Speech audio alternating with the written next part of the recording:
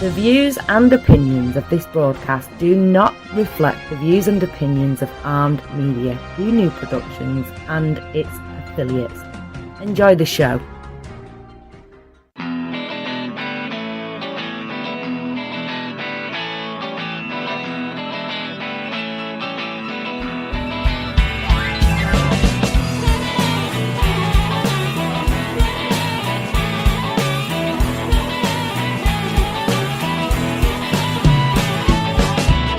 Teflon Pan Man. I'm the Teflon Pan Man. Ain't nothing gonna stick on me. Joined your channel. Yes, good evening, ladies and gentlemen. Good evening from New York City, New York, coming to you live. This is Rob Rosenthal, your host, and you're listening to All You Can Eat. You know, it's the podcast about deliciousness, and we try to have some fun with food, and it's all about food today. Couple of housekeeping notes. First of all, shout out to the folks up in Boston, my friends up in Boston who get to listen to the show live. And for everybody else, you might be hearing it live. If not, you're on Spreaker or YouTube or SoundCloud or iHeartRadio Network. Anyway, welcome to everybody. Not only live, but live on June the 20th. And as you know, June the 20th is the very first day of summer. And written right in front of me is an equation, actually, and it says summer equal fun. Now, I'm just going to say this. I have a favorite when it comes to seasons. Summer is it. I'm fine with a lovely spring day. I've got no problem wearing a sweater in the fall. I enjoy a good snowfall in the winter, but summer, hello. Summer is the month for me. Now, on a side note, I want to say, here's what I'm going to say about tonight's show. You know, last week was devoted to Anthony Bourdain. I'm still, as many people are, hurt and dismayed and feeling a loss from that whole thing. In fact, just a quick reminder, by the way, speaking about listening to the podcast, there was a moment in last week's podcast that was interesting. I was interviewing the Uber restaurateur, Danny Meyer, who knew Tony a little bit. And it was funny, in the conversation, he said something to me that was interesting, which was that Bourdain, in a way, for him, was like, I think he said like a rock against which he could sharpen his own knife, by which he meant specifically that when Bourdain's book, Kitchen Confidential, came out, he said because Anthony wrote so well and with such a kind of, I guess, intensity and believability and credibility and drama, you know, you'd have no reason not to believe what he was saying about what was happening, you know, in kitchens behind the scene across the country. And Danny took that and felt like there was another side of the story to tell. And it literally said it was one of his, if not one of his most significant inspirations for having written Setting the Table. That he was really trying to offer up an alternative, if you will, another way of looking at the restaurant business from the one that had been presented by Bourdain. Anyway, if you want to happen to hit that one, that show, as I said, can be found on Spreaker, if that's where you go, on YouTube, on SoundCloud, or you just go to iHeartRadio and then type in Rob Rosenthal or All You Can Eat, and you will find that. That was episode number 16. Here we are in episode number 17. It's the summer episode because, well, today's the 20th, and later on in the show, I'm going to introduce you to my guest tonight, Sarah Brito. Sarah is a very impressive young woman who has started a company that's all about good food. And it's interesting and it's healthy, and it involves ratings for restaurants, and it involves some very well-known chefs already participating. So we'll come to Sarah. But before we get to that, let's just start with a little bit about the summer. I just want to say that I'm anti-labor. And when I say that I'm anti-labor, I don't mean by conventional standards. I mean, if you want to organize as a group and fight for your rights, go ahead, do your thing. I mean, I'm anti-labor, meaning, you know, actually doing the work, if you will. But especially when it comes to cooking. Why labor? when you can produce great stuff with maybe less effort. Somebody said to me recently that Warren Buffett hires lazy people, and I said, why? He said, well, because he thinks that they, because they don't really like doing the work, we'll find a way to, find a shortcut. We'll find a way to do less work to do it. It happens not to be true about Buffett. He's too smart, and in fact, hires the most motivated people and intelligent people that he can. But when I say I'm anti-labor, and I'm anti-labor, especially when it comes to cooking. I literally, as those who know me know, have an entire kitchen strategy that's a mantra and a method that's predicated on getting the most taste with the fewest ingredients and the least effort, right? So that's what I mean by being anti-labor. I'm also anti-labor, by the way, when it comes to Labor Day. I think it's the worst day of the year. So the way I look at the summer is the best day of the year is Father's Day. That was last Sunday. And the worst day of the year is Labor Day because it's the end of the whole summer thing. And everything in between is fun. Say I'm anti-labor. Now you know what I mean, especially when it comes to cooking. And especially when it comes to cooking in the summer. That's the thing. Because, summer is great for a lot of reasons. It's the time that we chill. It's the time that we play. It's the time that we spend a lot of time outside. We light up the grills. But for me, as a food guy, it's the foods of summer because I think like it's the best time of the year to cook. And I say that because you get these amazing, super fresh, local. Going to talk to Sarah about local. You get the best, ingredients coming out of the ground, out of the sea, and it's easy to make them great with the littlest possible work. When I say, anti-labor, and I talk about like being in the kitchen, getting the most taste with the fewest ingredients, the least effort, summer is the time, man, right? Summer is the time. You don't have to do a lot with what's coming right at you. Corn is coming out of the ground in the summer. We're fortunate out here on the East Coast, up and down, whether it's in Maryland or Jersey or out on the eastern end of Long Island. We get amazing corn. I saw somebody the other day, and it was very early, but just grabbed some corn and took off the husk and just ate it like raw. Okay, because it's sweet. What do you need to make corn good? Right? Literally, you stick it in steam for a couple of minutes and a little bit of butter and salt, done. Sometimes if I'm feeling virtuous, I go, okay, maybe I'll just minimize the butter. You know what else is good on a piece of corn? Especially if you grill it? Just like fresh squeezed lime and maybe some hot sauce.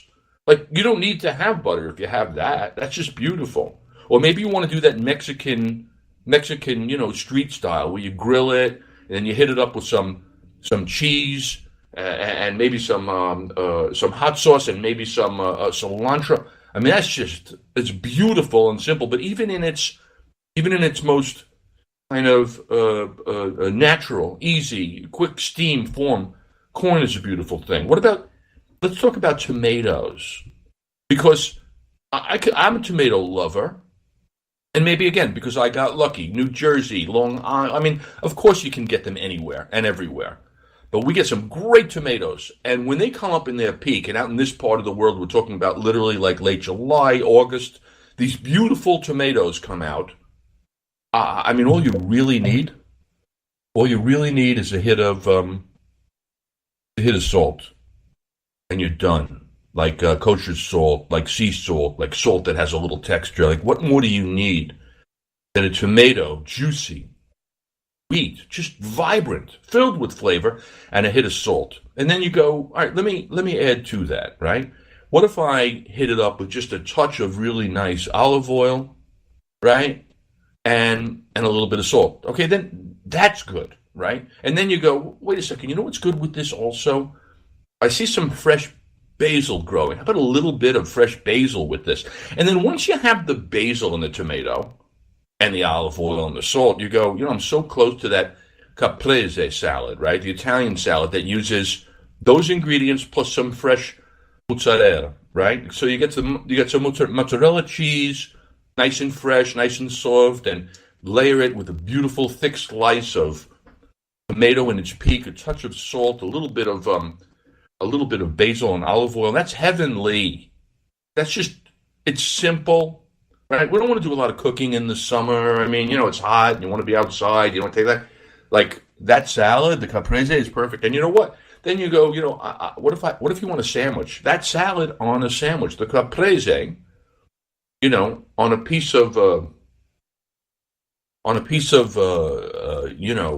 Italian bread, on a piece of French bread, on any kind of like a panini bread. What if you even toasted or grilled the bread a little bit, rubbed a little garlic onto it, and then put on a slice of beautiful tomato thick, right, and a nice piece of mozzarella and some basil and olive oil and salt. I mean, that's just beautiful. And if you shop at Costco, as I do, and you happen to have purchased the prosciutto, that will not hurt your sandwich either. Here's another one for the summer, strawberries. Last week, I might have had the best strawberry that I've ever had. Why? Because it just came out of the ground and it was perfect and it was ripe and it needed nothing. I mean, nothing.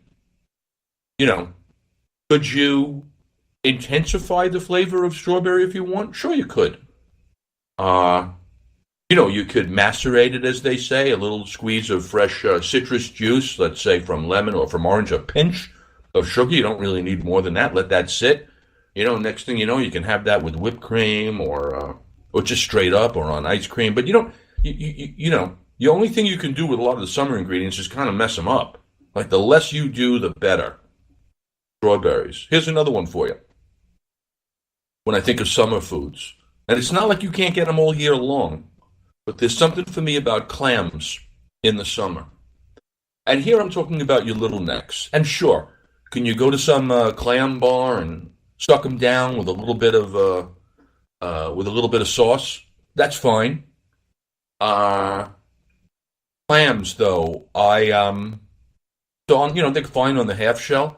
I made actually. I got like 6 dozen. Yeah. 6 dozen clams which I can fit into a big old pot. So I decided last week to do linguine and clams. This is easy, right? This is easy cooking, right? This is literally throw some onion and some garlic.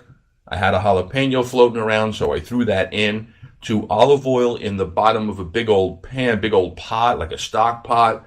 And as soon as that cooks up a little bit, and I confess, if I had a little sausage, I like a little pork product in there if I have a a little bit of sausage laying around, that would go in that base as well. You know what I had left over? I had like 3 pieces of bacon. So I cooked them up until they were kind of crispy with the onion and the garlic and that little jalapeno. And once they were cooked and you could smell the fragrance, you just dump in all the clams. All you've done with those clams is rinse them and rinse them and rinse them and rinse them because you don't want any of the sand. The clams go in this giant pot that is filled with onion and garlic and some bacon. And, I don't know, a cup of white wine? Okay, wait a second. You don't have white wine. Maybe you have some vermouth around. But the point is, it's like a cup of white wine. And then you put that lid on, and those clams steam open. And when they steam open, they release all their own juices, what they call the liquor of the clam. The beautiful thing. And then I'm cooking some linguine on the side. And so eventually, when the linguine is almost cooked and all the clams are almost done, I take all the clams and linguine and I put it all together. It may need some more liquid. The liquid I'm talking about here would be maybe some olive oil. I mean, I have never once, by the way, needed enough liquid that I opened up a can of clam juice. I just don't use it. I'm not interested in it. I can produce enough liquid between the clams and the white wine. And I'll tell you what. When you take the clams out and you have all that wine sitting in the bottom of the pot there, which you're going to dump into the spaghetti, you know what? Throw in a knob of butter. I'm just telling you, it's just you don't need a ton of it, just enough to kind of bring the whole sauce together. That goes on together with the linguine. If you need a little more liquid to finish it up, you have some olive oil that you can use. No cheese, thank you. But, feel free to throw on some parsley. Red pepper flakes are always good with that. But clams, I mean, And I will say this, when it comes to no labor, I will tell you that my favorite single ingredient dish in the entire world is the little neck clam on the grill. Now follow me on this one. You've cleaned the clams. You've put them carefully down on a super hot grill. I'm talking about dozens of them, as many as you can eat. And the lid goes on the grill. And you come and you check it every once in a while. You pull up the lid and you go, oh, wait a second, that's open. That's open, that's open. And you take off carefully the open clams because they're gorgeous and they're cooked. And once they're open, man, they're ready. Don't leave them on longer than that. And eventually you take off all of those clams. And you've done nothing, by the way, but cook clams and take them off the grill. And I will tell you this, people will ask you for the recipe. It's that good. It cooks in its own liquor, its own broth. You don't need anything else. Beautiful food. And to tell you the truth, what I couldn't help but notice this last time that I did it was, it's hard I use the tongs to take off the opened clams. And it's hard to avoid some of that clam liquor spilling into the grill. But when it does, here's what happens. It creates a little bit of a smoke. And so those clams, actually, people go, oh, smoked clams. They're just awesome. And I'll give you one more summer food, one more classic, typical summer food that requires nothing else, and it's watermelon. It's an ice-cold, sweet, juicy, dripping piece of watermelon, literally the perfect dessert. You don't need to do anything with that. And it made me think or realize that watermelon is so on my list of my top 5 favorite fruits. So here you go. Think about what your top 5 favorite fruits are. Here are mine. Okay, number 1, watermelon. Number 5 is watermelon. Number 4 on my list, and you can get it all year long, and it's generally good. Frankly, I get mine at Costco. Eventually, they ripen. Pineapple. I like a nice ripe pineapple. Number 3, mango. You know, those champagne mangoes are fantastic these days. They're just glorious. Beautiful. Number 2 on my list of top 5 fruits, I like the cherries. I like them dark. I like them sweet. I like them from the northwest of the United States. Sometimes those golden ones are good. But again, what do you have to do? This is the greatest dessert ever. You had a big meal. You had pasta. You had some garlic bread. You had my panini there with the tomato and basil, maybe some mozzarella, maybe some prosciutto. You know what dessert is? It's a giant piece of watermelon or a bowl of cherries. And my number 1 fruit, my friends, my number 1 fruit is the white nectarine, which is only available, by the way, in the summer. The white nectarine. I want to segue here now to a slightly different subject, because when I started thinking about watermelon, Paul Newman came to mind. Paul Newman, legend. Paul Newman, superstar. Paul Newman, hero of mine. And depending on how old you are, you might remember Paul Newman from anything from Butch Cassidy and the Sundance Kid. Remember that scene? Raindrops keep falling on my head. They're out on the bike. Catherine Ross, Robert Redford. You might remember him from The Sting. Paul Newman, The Color of Money. Paul Newman, The Verdict. Paul Newman, Cat on a Hot Tin Roof. Whoa, whoa. Elizabeth Taylor.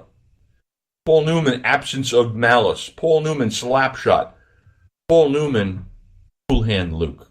I mean, that's just, if you want to see a movie that you haven't seen, you want to see the coolest guy ever in history, go check out Cool Hand Luke.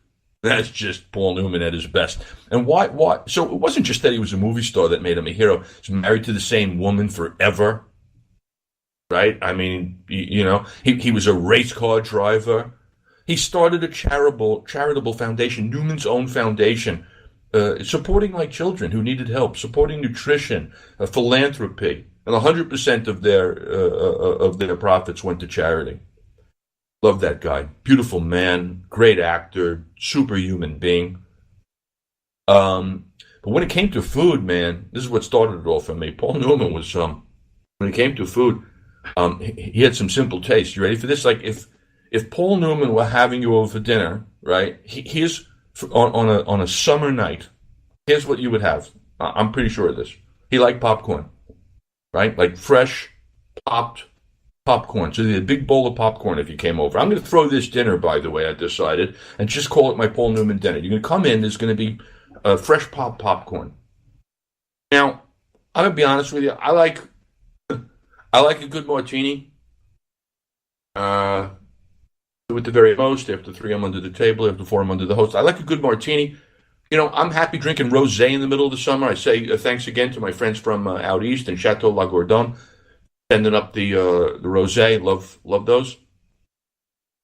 Martini, rosé, but on the Paul Newman dinner, we're having beer and we're having it cold out of the bottle, right? You got popcorn on the table. Everybody's going to have a cold beer out of the bottle, right? And what's for dinner? Hamburgers on the grill. Fancy pants? No. Hamburgers, hamburger bun. Put on it what you want. You like ketchup, you like relish, you want a piece of cheese, fine. Simple. And you know what Newman would serve for dessert? Because he liked this too? A nice fat slice of watermelon. Cold. Super sweet. Dripping down your chin. Done. Paul Newman. Summer. The other thing I want to say here, not really about the summer. I'm going to shift gears onto something that I can't help but talk about because it was in the news yesterday, but frankly, it's been in the news for a while, which is that people don't cook anymore. Here I am making a big deal about anti-labor and cooking in the summer, and you don't really want to do that much work. In general, people don't want to cook anymore. Okay. June 19th, that's yesterday, ladies and gentlemen, the Wall Street Journal, headline of the article, Can't Anyone Here Cook Anymore? Why Food Companies and Supermarkets Are Threatened by the Rise of Takeout, Drive-Thrus, and Meal Kits. Here's what it says, my friends. Of all the trends working against supermarkets and packaged food companies, one seems especially hard to surmount. People don't want to cook anymore. Americans have always eaten out. What has changed is the growth of the restaurant meals eaten at home, both delivered and via takeout or drive-thru, and most recently prepared meal kits. According to the Bureau of Labor Statistics, right, this is yesterday's Wall Street Journal, food spending for meals at home grew by less than 2% a year from 2013 to 2016, while spending on meals prepared elsewhere grew more than 20%. In fact, I've been saying this for a while, that we spend more money on going out to eat and drink than we do on groceries in this country. People don't really want to cook. According to recent research done by UBS entitled, Is the Kitchen Dead? Growth of food delivery apps could mean that no one does their own cooking at home in the future. Report estimates that by 2030, we're only talking about 12 years, online food delivery could command 10% of total food services market, which is $365 billion in market share, up from $35 billion today. So we're talking about a tenfold increase. That's what's going on. People don't want to cook. Here, Harvard Business Review. Researcher Eddie Yoon shares data he's gathered over 2 decades working as a consultant for consumer packaged good companies. Conducted surveys. Basically, Americans fell into 3 groups. This is what he discovered early in his career. 15% said they love to cook. 15% said they love to cook. 50% said that they hate to cook. 50% of people hate to cook. That's half. Not that you couldn't figure out the math. 35% are ambivalent. That was some years ago. Then he conducts the same survey 15 years later, so now we're closer to current time. Percentages had changed. Now 10% of consumers only professed a love of cooking, down from 15, while 45% that they outright hated it, down from 50%. And then you got 45% on the fence. They could care less one way or the other. Just as easy to stay at home, order something in, or go out. Part of the cause there is that millennials in particular are cooking less, right? Home cooking, it says in Business Insider, could be a thing of the past. Platforms such as Uber Eats have made it possible for consumer staff food delivered directly from restaurants that wouldn't otherwise offer delivery. Eventually, we're going to have the introduction of robots and delivery drones that drive down costs, make ordering in cheaper than cooking at home. And here's the so what, right? I mean, at the same time that people are not cooking at home, you'll notice that we're not getting any better, healthier or thinner as a country. I mean, obesity rates are up, and we still have disease. We still have basically nutrition-related problems. And I mean, part of that is because we don't control what we're putting in the same way when it comes in, when it's ordered in, when you go out, as when you make it yourself. And I've always been amazed at the irony of, ordering in, eating it in front of a television, while you're watching cooking shows. I call that food pornography. Like somebody else is actually doing it while you pleasure yourself. And the point I want to make about all this, and it's like the labor and the summer and the not cooking, is I'm not here to convince anybody to cook. I happen to be a lover of it. Right? I'm happy doing it, but I will say that if if you're interested or you know people who are, the reason that I'm anti-labor is, because I could make it easy.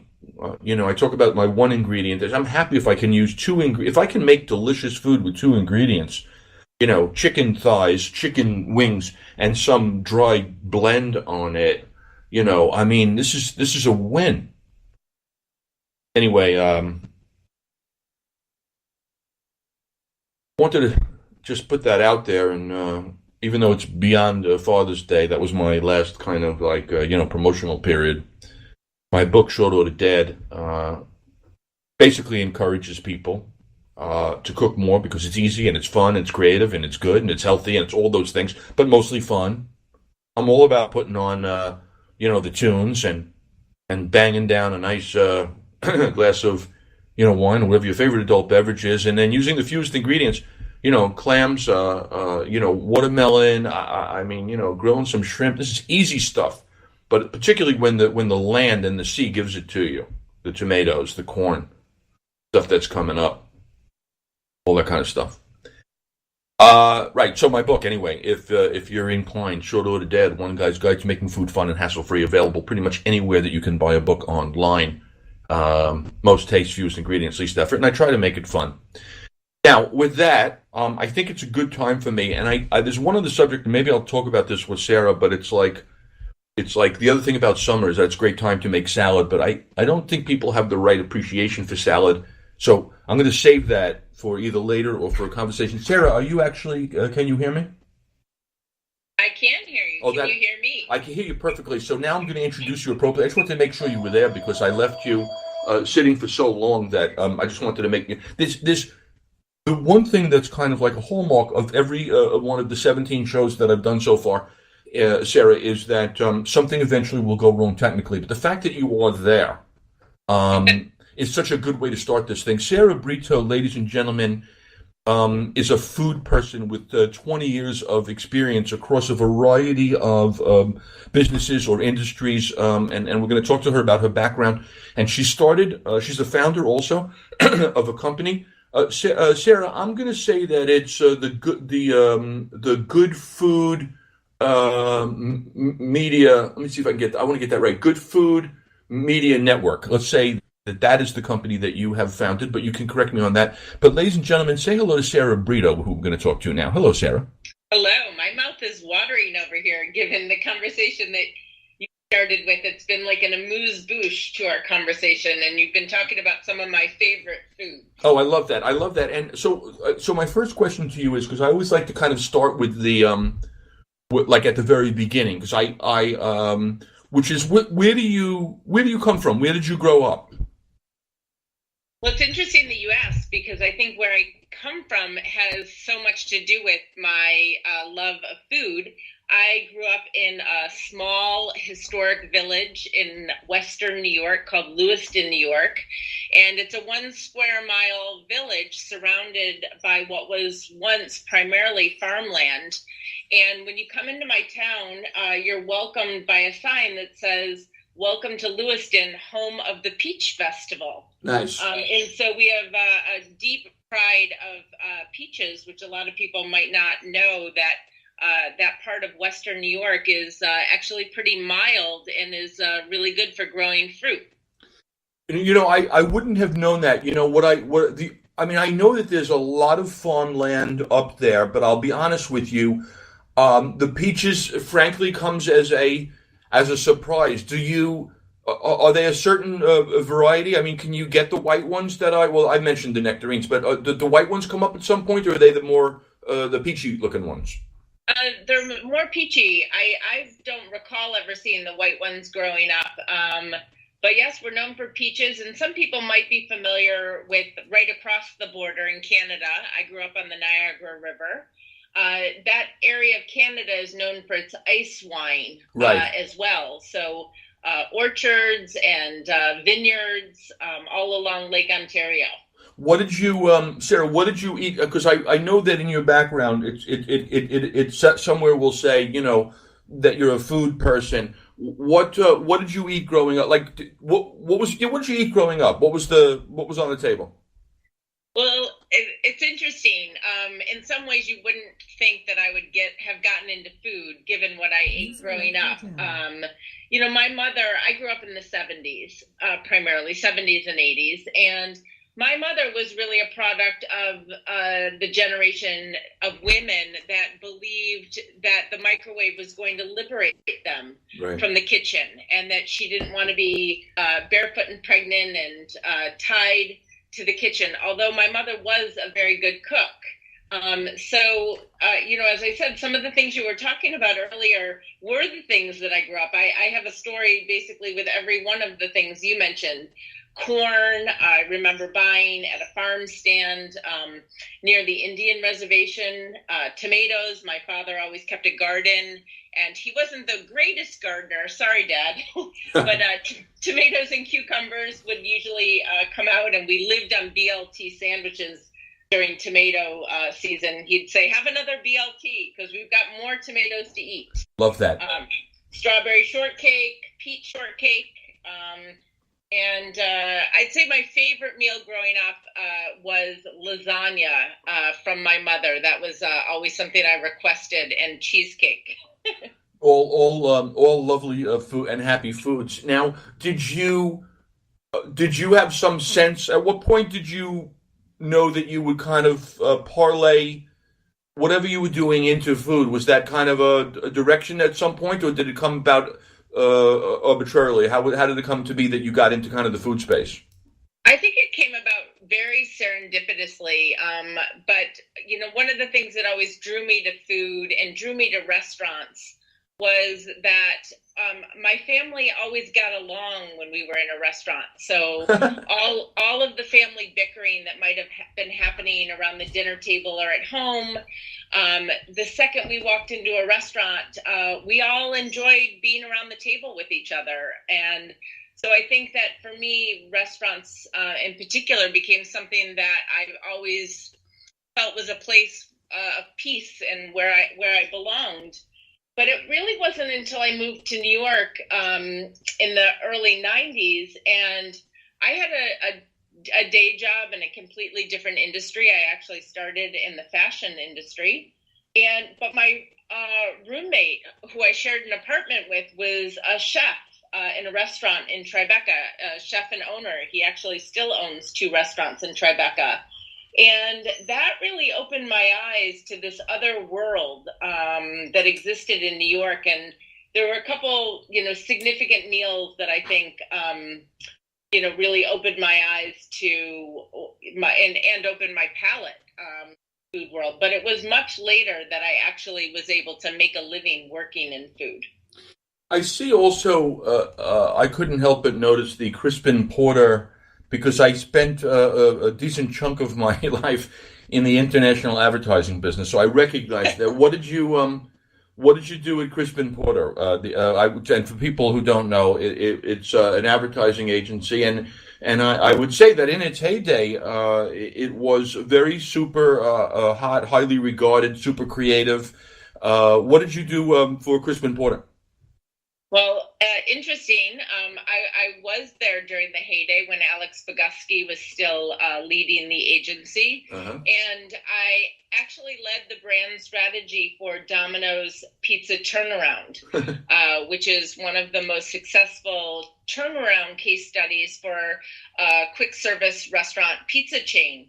So I always like to say that, the fact that I worked on Domino's Pizza and led that turnaround is proof that anyone can join the good food movement at any time, at any point in their own personal history with no judgment. Well, thank you for the natural segue. So tell people I think it's a good time to tell people about the good food movement. Sure. Well, I think the good food movement is so many things, and there's so many people involved in it from so many different aspects. But, at its heart, I think that it's everything opposite of what we think of when we think about the big bad food movement or the big bad food companies. And that it is trying to move our food system in a direction that is good for everyone.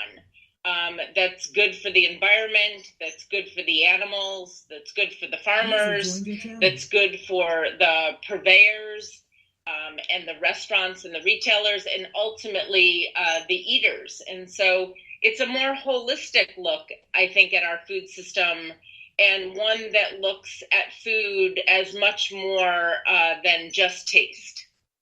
All right, so good. Tell people about what it is that you've started up here with the Good Food 100 restaurants, and then about the impact and what's your hope is, what you're doing here with this Good Food 100. Well, what we're trying to do with the Good Food 100 restaurants, and we're a nonprofit, is we're trying to change the way the world views and values restaurants. And what I mean by that is that if you think about it, historically, restaurants and the way that we perceive them and the way that we value them has been driven by taste. And when the first ratings came about for restaurants, what comes to mind, I lived in New York for many years, is Zagat's, Right. That we tended to rate restaurants and view them and value them based on food, which is taste, service, and ambiance. And I think that, in recent years, and especially accelerated by the last several months, we have come to realize that food is about much more than just taste, and that we really need to evaluate food on not just what's happening on the plate, not what's just happening in the front of the house, but what's happening in the back of the house, and how is food being sourced, and how are staff being treated, and how are the farmers that the food is being sourced from being treated. So it's a much more holistic look at how food is being evaluated. And so what we do is we have offered chefs and restaurants, for the first time that I'm aware of in the industry, an opportunity to proactively apply to be recognized for being transparent with their purchasing and other business practices. Mm-hmm. Because believe it or not, the restaurant industry is, one of those industries that there's the award and recognition to restaurants is primarily just bestowed on them, and it's very subjective, and it's historically been very opaque. Unlike, say, other businesses where you can apply to be on the Inc. 500 list, or you can apply to receive a certain award by being transparent about your practices. And so we're trying to basically challenge the status quo within the industry and put the power back in the chefs and restaurants' hands to say, if you're willing to be proactively transparent with your business practices, we would like to offer you a platform to shine the spotlight on what you're doing. So just to be kind of clear about it, the benefit obviously accrues to the chef and the restaurant, in the sense that they can say, we've passed certain kind of standards, or we've a certain kind of benchmark in terms of, transparency and the kind of things that we're getting. So the benefit certainly goes to the restaurants. There's certainly, I'm going to guess, Sarah, that there is a benefit to the diner, to the consumer. And I'm also going to go so far, because I've seen some of the background work on this, to say that there's a benefit to everyone, in the sense that there's a benefit to the environment, to the farmer. Am I right in all this? And can you elaborate in a way that's even more clear than what I just said? Yes, I will try. I I think there's absolutely a benefit to the diner. We like to call the diner eaters because we're all eaters. And I think one of those benefits is that it's one of the first values-driven rating systems that helps diners find restaurants that share their same values. So the same way that you might make a decision about choosing a restaurant that has outdoor seating, or has brunch.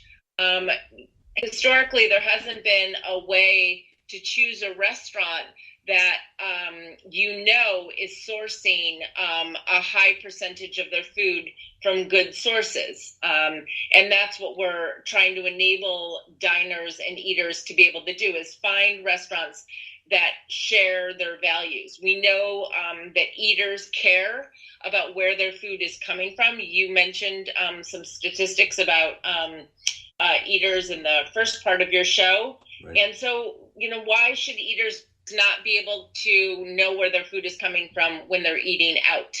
But as you mentioned, there's even more impact, which is what we're trying to do is for the first time measure the economic impact when restaurants shift their dollars out of the bad food system into the good food system.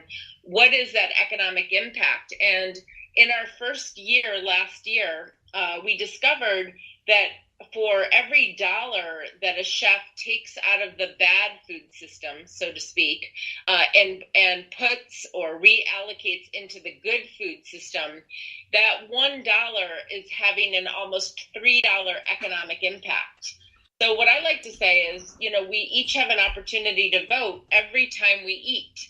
And if you knew as an eater that for every dollar you were spending, that it was going to have a $3 economic impact, which system do you want to nudge forward? Do you want to contribute to the bad system, food system that we're trying to change? Or do you want to try to have an exponential impact on nudging the good food system forward? So we're trying to use this data to create industry benchmarks to help encourage chefs and restaurants that it really does matter, that their dollars are having an impact when they're combined with the dollars of other restaurants across the country.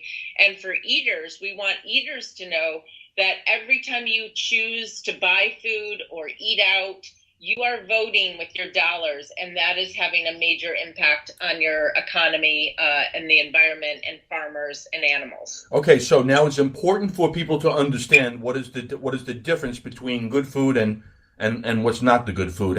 Since this is all analytical and data based, right? Yes. What are the measurements for good food? What makes the order good versus not good?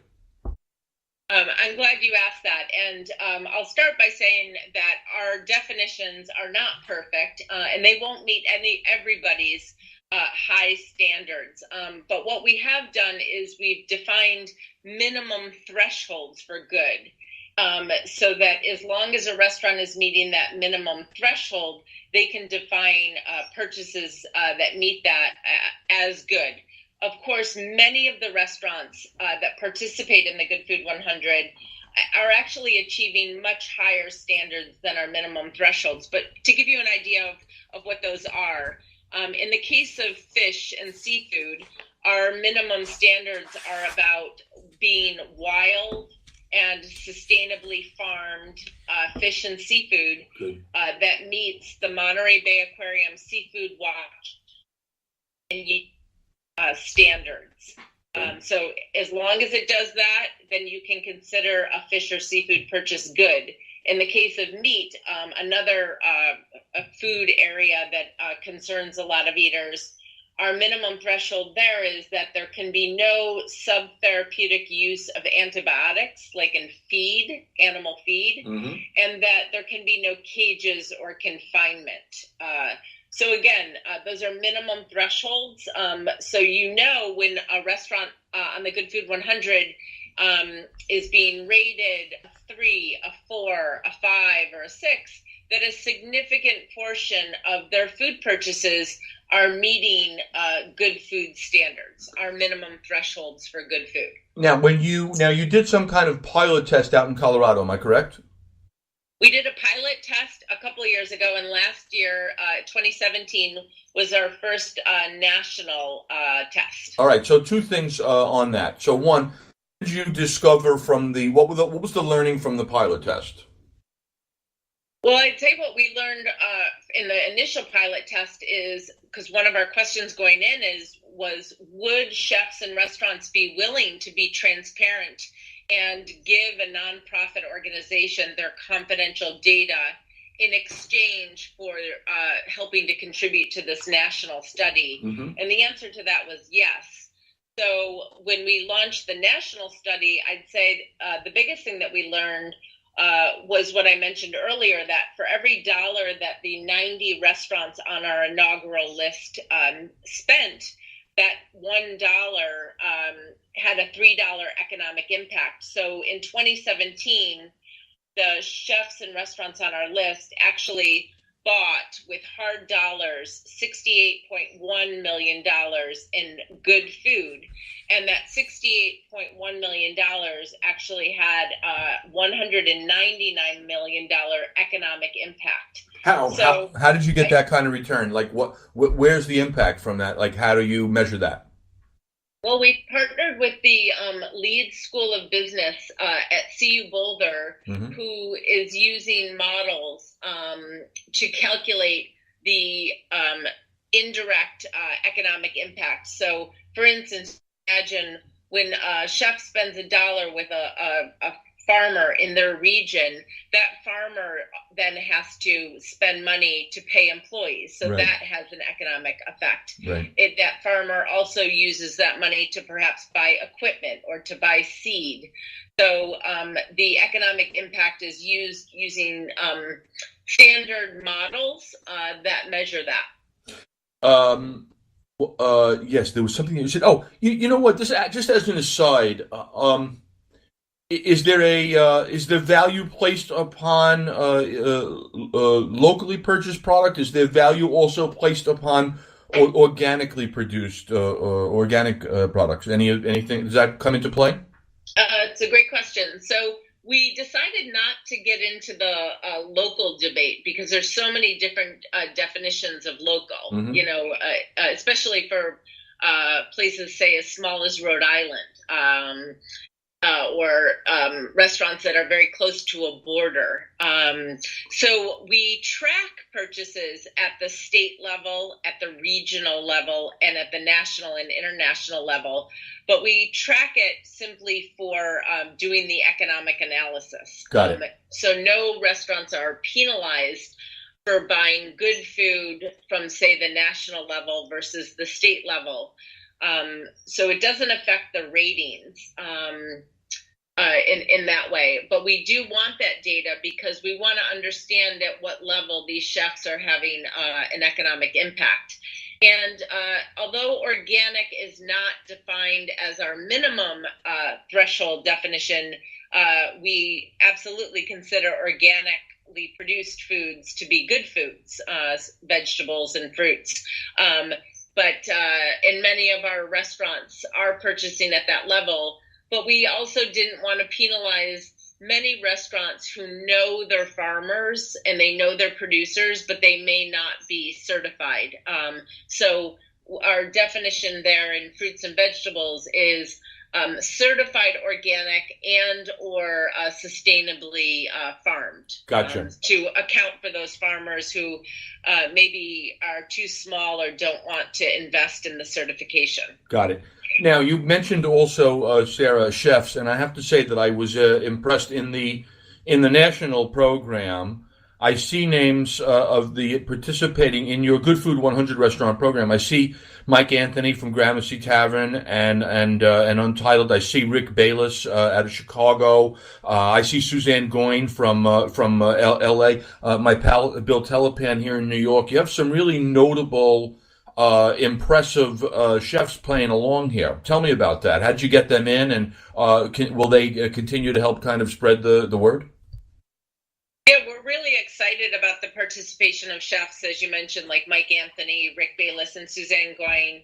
And, a lot of it was personal relationships in getting a critical number of chefs in key cities across the country. I like to call them sort of like, look at a city and say, okay, who is the key chef in that market that if they do this and show that they're willing to be proactive and transparent, then others will be willing to do the same. So it was very intentional on our part. And I think what's really impressive about all the chefs that you just mentioned, the one thing they all have in common is they've all won the top James Beard Award for Outstanding Chef in the entire country. So they not only won it in their region, but they eventually won Outstanding Chef in the country. And so I think that's a great testament to the fact that, these chefs do not need to do this for recognition. These are chefs that are at the top of their game. But I think that it sends a wonderful signal to the entire industry that these chefs are willing to be transparent with their purchasing and their business practices because they believe and are fully committed to the direction that the industry is moving, which is full transparency. And I think that, the recent controversies around Me Too and some of the recent disgraced chefs and restaurateurs, is proving that, we need to know what's going on in the back of the house. We need to know how the entire restaurant is run and not just evaluate food based on how it tastes and what's on our plates.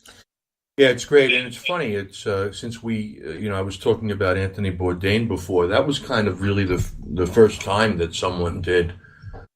You talk about kind of transparency. I mean, you got the full disclosure on what was happening in the back of the house there. So that was interesting. I think from a timing perspective, also, Sarah. Here I am talking about how people don't cook anymore. So more and more people are going to be reliant on the food that comes from restaurants. So your timing is quite good in that regard as well. I mean, I think it's just it makes sense, obviously, that that we order more and we eat out more, and that we have access to exactly the kind of information that you are helping to provide. So it's really good what you're doing. Yeah, I think bringing up Anthony Bourdain, I think is really important because good food is about stories, and no one knew that better than Anthony Bourdain. And I think that when we only talk about taste or the what of what we're eating, that we as humans, even latently, know that something is missing, and we're left feeling unsatisfied and unfulfilled, and we're hungry for the who, the where, the when, and the why of the story. And those stories are what Anthony Bourdain was so good at sharing, and in our own distinct way, through ratings, a sort of you can kind of look at ratings as sort of like the mark or the embodiment that contains a story. That's what we're trying to do, and he very much inspired me and our mission. Very excellent. Well, there you have it, boys and girls. Sarah Brito in the house discussing the Good Food 100. Hey, Sarah, before I let you go and they make me disappear from the channel here, where do people, if they want to kind of find the organization or you, where should people go to find you and the Good Food Media Project thing? You can see find the Good Food 100 restaurants, including finding a restaurant near you. At Good Food 100, the number 100, restaurants.org. The Good Food 100 restaurants.org, and our 2018 Good Food 100 restaurants list and economic report will be published in early September. Well, very excellent. Early September, Sarah, is the time right after Labor Day, isn't it? Yes, not your favorite time of the year, but maybe this will give you something to look forward to. Yeah, I guess that's one way of looking at it. Ladies and gentlemen, there you have it. Goodfood100.org. Sarah Brito, thank you for being with me. Appreciate you spending the time and love what you're doing. Thank you so much. All right. Talk to you then. All right. Bye-bye. So long. Right. So that was good. I love that. I love that initiative. I think there's great value always in transparency, because the truth, ladies and gentlemen, is what will set you free. And the truth is that people apparently don't like to cook. I don't know. I think it's fun. I think it's good. It's such a great thing. I think the reason people don't like to cook is like they, it's inconvenient, or it's too much effort, or it's too complicated. No. This is why I am saying what you need to do is get the best ingredients that you can, as I've always said, and don't screw them up too much. You don't need a lot of different things. I'm up. I hear you out there. Let's see. Wrap it up in a minute, ladies and gentlemen. Well, there you have, my friends, episode 17 of All You Can Eat. Our guest tonight, Sarah Brito. We talked about the foods of summer. The foods of summer, the great foods of summer, that great period in between Father's Day and Labor Day. And I remind you that as a guy that likes to be in the kitchen, even in the summer, most taste, fewest ingredients, least effort. You can certainly read about that in my book called Short Order Dad. Never too late. Still some copies available there at Amazon, even though we blow a bunch of them out on Father's Day, because it's that kind of thing. Ladies and gentlemen, a very happy summer to you. Day one of the summer right here, coming to you live from New York, as I do Wednesday nights at 8 p.m. Eastern. This is Robert Rosenthal, your host on All You Can Eat. I will see you back next week, Wednesday, 8 o'clock. I'm the Teflon Pan Remember, my friends, Man. I'm the Teflon Pan Man. Wait. Ain't nothing gonna stick on